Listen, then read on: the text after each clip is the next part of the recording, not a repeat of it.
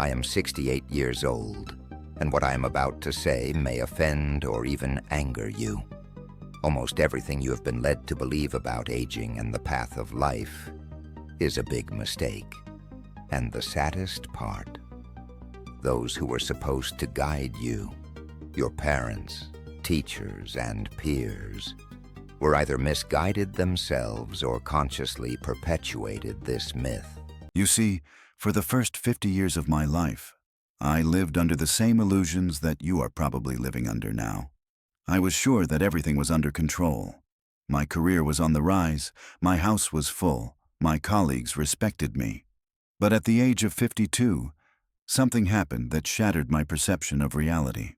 And what I realized over the next 21 years fundamentally changed my outlook on life, on the inevitable end, and on everything in between. But before I share what happened, understand one thing. I'm not recording this video to brag or to be seen as wise. I'm doing this because my clock is ticking faster and faster, and there are truths that are vital for you to hear before it's too late. Not for me, for you. At the age of 52, I experienced what doctors dryly refer to as a cardiac incident. To put it simply, my heart decided to kill me. I was sitting in a meeting, arguing about quarterly schedules, when suddenly the world began to spin. The next thing I knew, I was coming to in a hospital bed, IVs sticking out of my arms, my wife crying quietly in the corner of the room. The doctors kept saying, "You're lucky." Lucky. I had just looked death in the eye, and they called it luck. But you know what? They were right.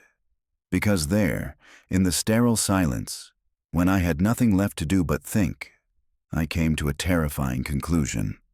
I had lived my whole life on autopilot. I hadn't really lived. I had just functioned, fulfilled my obligations, checked boxes, and lived up to other people's expectations. And here's the thought that still haunts me to this day. If I had died that night, if the engine had stalled for good, what would have been left behind? A beautiful house, a bank account, a stack of certificates that no one will remember in a couple of years. Let me expose the most dangerous lie you are repeating to yourself right now. I still have plenty of time. I'll do it later. When I grow up, get rich, then I'll start living. I look at young people, in their 20s, 30s, 40s, and they all say the same thing. I'll make money, then I'll be happy. I'll get a job, then I'll relax. When my children grow up, I'll start traveling. When I retire, I'll do what I love. I want to spare you 50 years of bitter regret with one simple truth. That day will never come. Do you know why? Because the finish line is constantly moving. You get a promotion and immediately set your sights on the next one. You earn more and your needs immediately grow. You are forever chasing a ghost that is always one step ahead, and before you know it, you'll be 70. Painfully wondering where your life went. I've been there. For 30 years, I climbed the ladder only to realize at the top that it was leaning against the wrong wall, and it's impossible to go back and start over. Time is a one-way street. Here's what they don't tell you when you're young. Success is a false goal. And this is coming from someone who achieved everything he wanted. I became a partner in a firm. I bought a prestigious home. I earned recognition. And you know what? It didn't matter. When you reach the top, you feel a rush of endorphins for about 48 hours. And then the effect wears off. You're back to square one, and now you need another fix. More achievements, more recognition. It's a hamster wheel. I had a friend who passed away 3 years ago at the age of 68. He worked 70 hours a week his entire life. He built a multi-million-dollar empire. He never took a real vacation. He always promised himself he would slow down next year. That year came, and he had a stroke. At his funeral, his son said, "My father was a successful man, but I hardly knew him." Is that really the legacy you want? Your biggest regrets won't be about the mistakes you made. They'll be about the things you didn't do. I don't lie awake thinking about failed deals. That's dust. You know what keeps me awake? The trip to Japan I turned down because I was too busy. The relationship with my brother that I buried under a weight of resentment and indifference. The book I dreamed of writing but never wrote a single line of. the hours I didn't spend with my children because I stayed late at the office.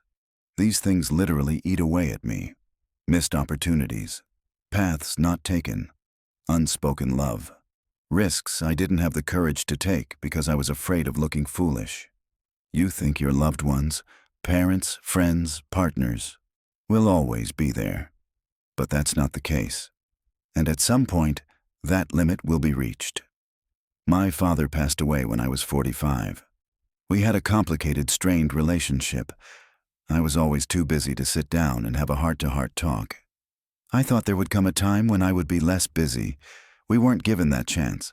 A heart attack. He was gone in a matter of hours. And my deepest regret? Those Sundays when I couldn't find 5 minutes to just call him. Those evenings when I was too lazy to go to his place for dinner. Tiny moments that I just threw away. Later may never come. After my crisis, I replayed everything. I stepped back from my work. I started saying no to things that had no value.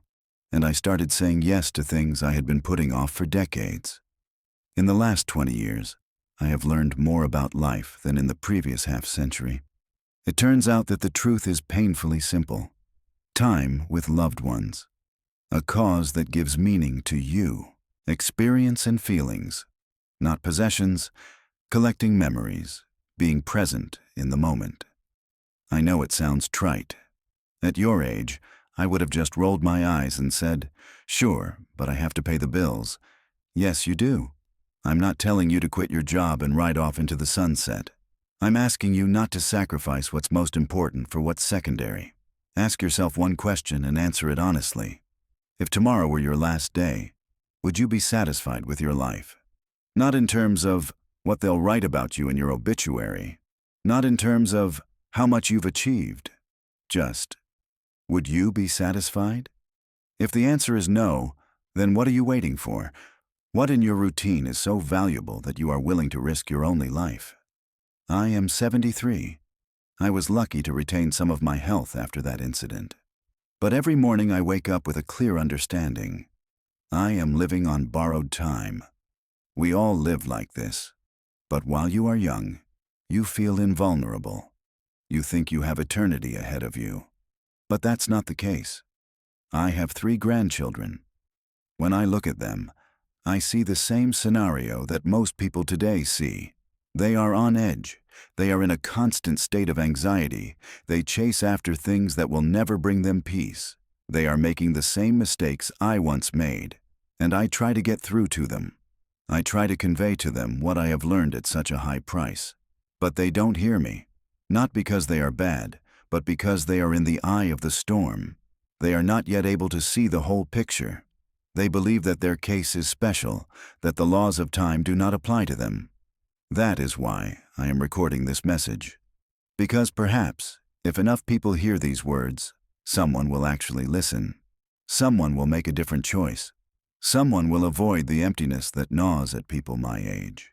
Every day brings you closer to the end. It's unpleasant to think about. But time is certain, for you and for those you love.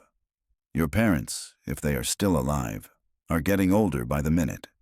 Sooner or later, and sooner than you think, they will be gone.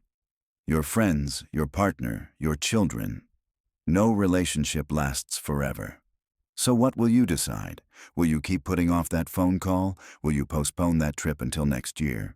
Will you continue to feed yourself breakfast? Or will you wake up today and start treating your time as a rare resource? Because that's what it is. If I could sit across from my 30-year-old self, I would say, stop trying to impress people you don't care about. Stop ruining your health for your career. Stop waiting for the right moment to be happy. Stop asking for permission to live the way you want. Call your mom and dad more often. Go on that trip you've been dreaming about. Do the things that scare you but inspire you. Say no to commitments that suck the life out of you. Say yes to moments that fill you with light. And most importantly, start right now. Not next Monday. Not after you finish the project. Not when you have more money or free time. Now. Because there is no such thing as the perfect moment. Life will always be chaotic, complicated, and full of reasons to wait. But if you wait, you will wake up one day and realize that life has simply passed you by. I am 73. If I'm lucky, I have another 10 to 15 years ahead of me. Maybe 20, God willing. Or maybe less. And I am calm. Because the last 20 years have been the most intense in my life. Not because I got rich, but because I started to live consciously. To appreciate every sunrise. To prioritize what is really important. I saw the places I dreamed of. I established a connection with my children and grandchildren. I took up hobbies that had been gathering dust on the shelf. I forgave old grudges. I said, I love you 1,000 times. Now, at 73, when there is less and less time ahead, I am much happier than I was at 30, when it seemed to me that I had infinity in reserve. That is the paradox. When you realize that time is limited, you begin to truly live. You stop wasting it. You stop putting off happiness. You create the right moment yourself. You have a choice, right here, right now. Continue chasing mirages, putting off real life until later. Or wake up. Realize that the sand in the hourglass is running out faster than it seems, and start living today. I can't take that step for you. But I can promise you one thing, you don't want to be my age. Looking back with the feeling that things could have been different. Don't spend 52 years figuring this out. Learn from my scars. Live consciously. Cherish what matters most. Stop waiting for someday. That day is already here. If my words resonate with you, share this video. Write down what you will change in your life today. Subscribe. I have a lot more to share, and time is running out. The clock is ticking. How will you spend your remaining minutes?